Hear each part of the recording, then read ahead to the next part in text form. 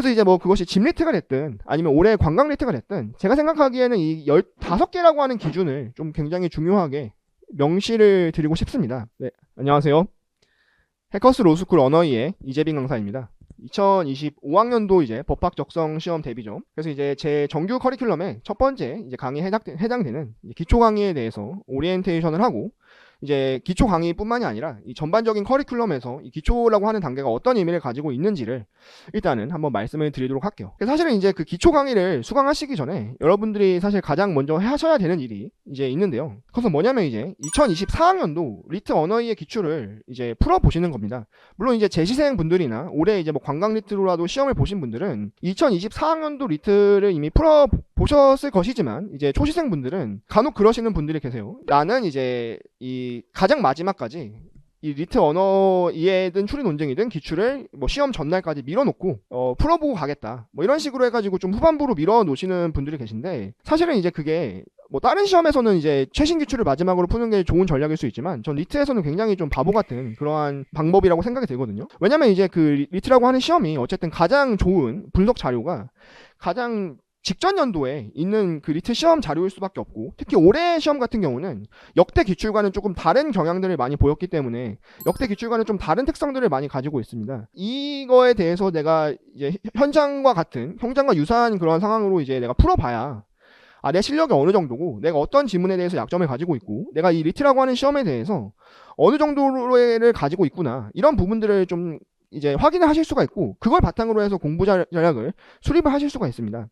그리고 무엇보다 좀 중요한 게, 노베이스로 공부 없이 최신 리트 언어의 기출을 풀어보는 경험이 굉장히 중요하다라고 말씀을 드리고 싶은데요. 뭐 내가 리트 기출을 풀어보거나 아니면 이렇게 유사한 것들을 이제 공부를 하거나 아니면 뭐 유사한 배경지식적인 부분들을 공부를 하거나 하고 나면은 좀 노베이스 상황의 나의 실력을 좀 평가하기에 좀 방해가 되는 변수로 작용할 수가 있어요. 그래서 꼭 본격적인 리트 공부를 시작하시기 전에 2024학년도 리트 언어의 기출을 이제 안 풀어보신 분들은 실전과 굉장히 유사한 조건에 놓고 풀어보시기를 권유를 드리고, 저는 매해 그 직전의 기출 강의를 이제 해설 강의를 이렇게 찍어가지고 유튜브에 무료로 공개를 하고 있고, 2024학년도 리트 언어에도 제가 이제 공개 해설 강의를 할 예정입니다. 그래서 그 공개 해설 강의 일정을 제가 뭐 블로그나 아니면 이제 게시판이나 이런 것을 통해서 알려드릴 텐데, 그때 이제 해설 강의를 오셔도 좋고, 그때 이제 해설 강의를 하면서 이 지문이 약하신 분들은 이런 부분이 문제다라고 하는 부분도 말씀을 드릴 것이기 때문에, 연말쯤에 제가 생각하기에는 꼭 한번 날짜를 정해놓고 풀어보시는 게 중요하다라고 생각이 들고요. 그래서 이제 뭐 그것이 집 리트가 됐든 아니면 올해 관광 리트가 됐든 제가 생각하기에는 이 15개라고 하는 기준을 좀 굉장히 중요하게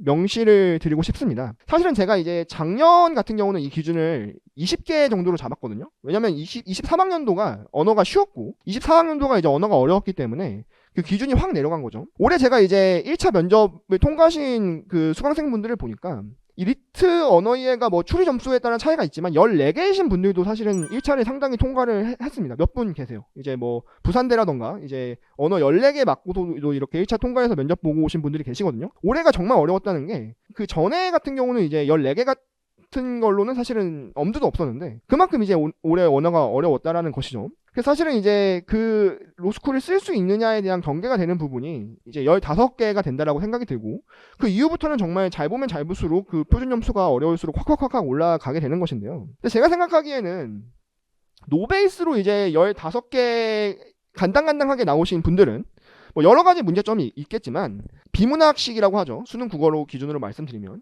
이러한 이제 독해를 가지고 평가하는 시험에 대해서는 어느 정도는 그래도 이제 약점이 있으실 수가 있다라는 생각이 들어요. 아무리 뭐 배경지식적인 부분들도 이제 중요하다라고 하지만 어쨌든 이게 독해 시험이기 때문에 이제 기초적인 독해력 같은 부분들이 요구가 되는 부분들이 있는데, 이제 15개도 사실은 어려운 점수긴 하지만 그것보다 이제 밑에 나오신 분들은 그러한 기초적인 독해적인 부분들도 많이 보완을 해야 되기 때문에, 뭐 리트보다 우리가 쉽다라고 알려진 뭐 수능 국어 비문학 지문이라던가 아니면 MDT 지문이라던가 이런 거 푸는 것도 사실은 게을리 하시면 안 되겠다라는 조언을 해드립니다.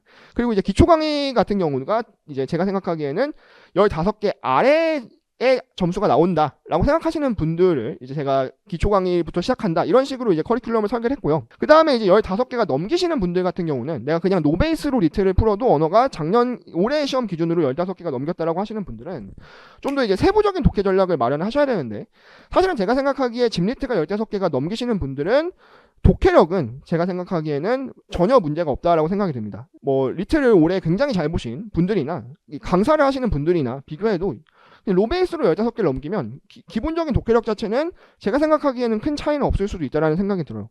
그럼 어떤 부분에 차이가 있냐면, 제가 말씀드렸듯이 그 리트 지문만이 가지고 있는 특성이 있고, 리트 지문이 나오는 그런 소재적인 배경식적인 부분이 있는데, 그 부분이 내가 얼마나 친숙도가 있냐 없냐에 대한 부분들이 사실은 이제 많이 좌우할 수가 있고, 15개를 넘기시는 분들은 각자 전공이나 이제 살아온 방식에 따라서 약점을 보이는 그러한 소재나 지문들이 다 다른 그러한 경향이 있습니다. 그래서 이런 분들은 좀 자신의 약점을 잘 파악해서 그에 맞는 공부 전략을 가져가시는 것이 중요하실 수가 있고, 15개보다 아래이신 분들은 어쨌든 이제 총체적인 독해력 부분에 이제 보완이 필요하다, 이런 식으로 공부 전략을 가지고 가실 것을 이제 추천을 드립니다.